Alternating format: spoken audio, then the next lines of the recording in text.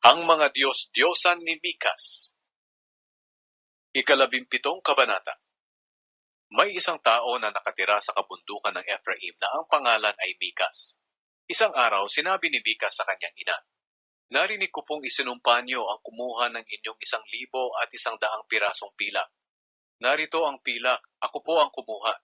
Pagkatanggap nito ng kanyang ina, sinabi nito, "Anak, pagpalain ka sana ng Panginoon. Ihahandog ko itong pilak sa Panginoon para hindi dumating sa iyo ang sumpa. Gagamitin ko ito na pangtapal sa kahoy ng imahen na ipapagawa ko. Ihahandog ko nga ito sa Panginoon para maligtas ka sa sumpa."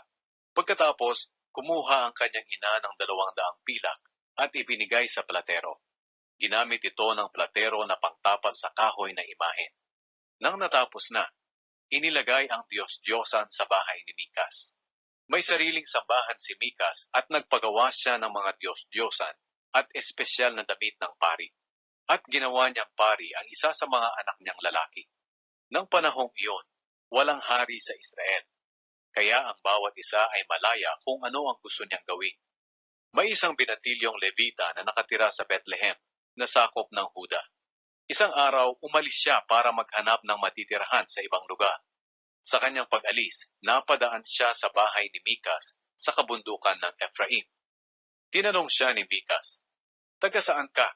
Sumagot siya, "Taga Bethlehem po ako, nasakop ng Huda, at isa po akong Levita. Naghahanap po ako ng matitirahan."